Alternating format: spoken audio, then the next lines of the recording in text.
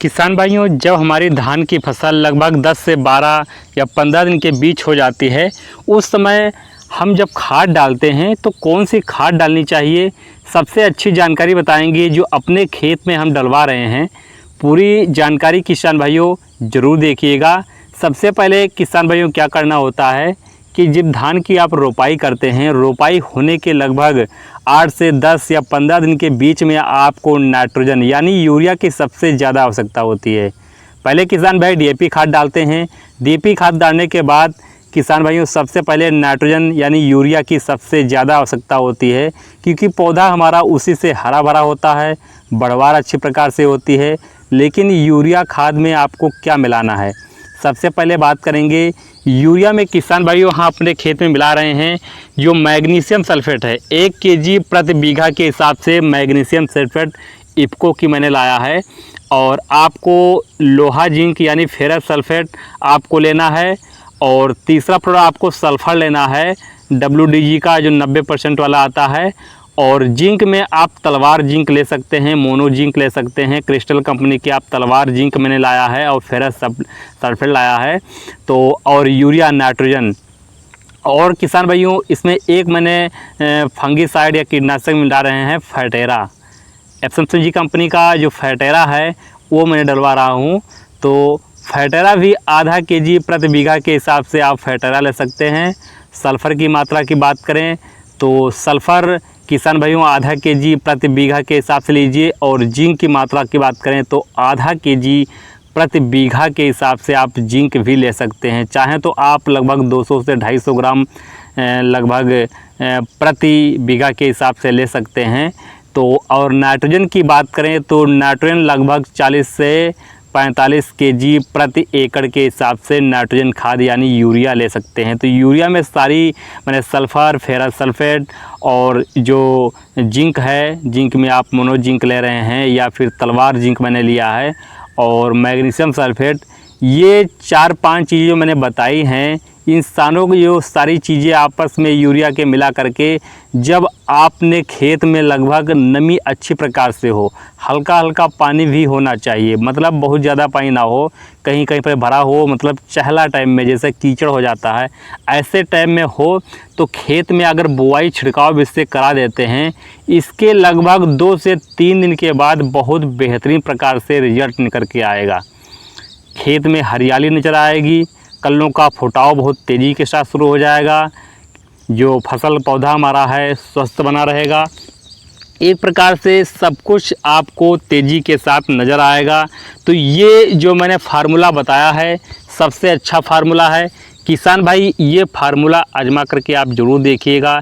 Nitrogen आपको 40 से 45 KG प्रति एकड़ लेना है।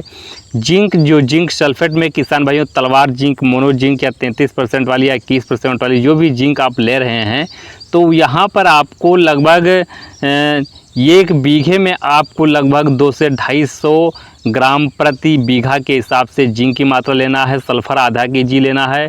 और जो हमारा लोहा जिंक है, तो लोहा जिंक जो मैंने फेरस सल्फेट लिया है वो भी आधा केजी प्रति बीघा के हिसाब से। और जो आप सल्फ़र लेना है आधा केजी के हिसाब से लेना है। तो ये सब, और फैटेरा किसान भाइयों ये भी किसान भाइयों 1 केजी प्रति बीघा के हिसाब से फैटेरा लेना है। तो ये सारी चीज़ों का जो मिक्सचर यूरिया मिला करके बुआई करेंगे, बहुत बेहतरीन प्रकार के रिजल्ट आपका खेत में दिखाई देगा। खेत एकदम से कल्लों से भर जाएगा। मात्र 8 से 10 दिन में एकदम फसल लहला उठेगी। किसान भाई ये फार्मूला आजमा करके आप देख सकते हैं। हर साल अपने धान की फसल में अब यूज करते आ रहा हूँ। सल्फ़र किसान भाइयों ज़रूर डालिएगा, 90% वाली जो WG फॉर्म में आती है बहुत अच्छी प्रकार से काम करती है। जब यूरिया में किसान भाई मिक्सचर होती है एक प्रकार से जब देते हैं तो खेत में एक प्रकार से लेयर बना देता है, पूरी खाद की एक लेयर बन जाती है, हरी टाइम में खाद बन जाती है। और ऊपर से जो खरपतवार हैं वो भी एक प्रकार से वहाँ पर नए नहीं उग पाते हैं, क्योंकि इतना अच्छी वहाँ पर लेयर बन जाती है। तो जो छोटे छोटे खरपतवार हैं वो उगने से रोक देती है। तो इस प्रकार से किसान भाइयों अपने खेत में जो यूरिया मैंने बताया है, यूरिया में आपको क्या क्या लेना है, जिंक सल्फेट लेना है, फेरस सल्फेट लेना है और फर्टेरा लेना है, और यहाँ पर किसान भाइयों जो सल्फ़र है वो भी लेना है, और मैग्नीशियम सल्फेट लेना है।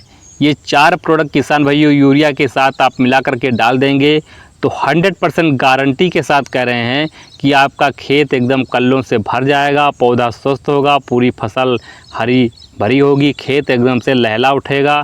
पड़ोसी भी जलेंगे, पड़ोसी पूछेंगे भाई साहब इसमें आपने क्या डाल दिया है। 8 से 10 दिन पहले खेत तो एकदम से इसमें कुछ नहीं था, कल्लों का विकास भी नहीं था, फसल बहुत कमज़ोर थी, लेकिन एकदम से इसमें क्या हो गया, ऐसा क्या चीज़ डाल दिया है कि पूरा खेत एकदम कल्लों से भर गया है। तो ये चीज़ आपको ज़रूर डालनी है। और जो भी आपको समस्या आ रही है खेती से संबंधित नीचे कमेंट कीजिए, आंसर देने की पूरी कोशिश करेंगे। जो भी आप यहाँ पर चीज़ें डाल रहे हैं वो आपको डोज क्लियर होना चाहिए, कितने समय में डालना है, और खेत में पर्याप्त नमी होनी चाहिए तभी आपको डालना है। नमी नहीं है तो नमी वहाँ पर बनाकर तब किसान भाइयों प्रयोग कीजिए, तो 100% उसका रिजल्ट मिलेगा। तो किसी भी जानकारी के लिए नीचे कमेंट कीजिए, आंसर देने की पूरी कोशिश करेंगे। लेकिन उससे पहले जो भी किसान चैनल पर नए हैं उनसे रिक्वेस्ट है चैनल को सब्सक्राइब कीजिए, वीडियो को लाइक कीजिए, अन्य किसानों को भी शेयर कीजिए। तो मिलेंगे अगले टॉपिक के साथ। नमस्कार।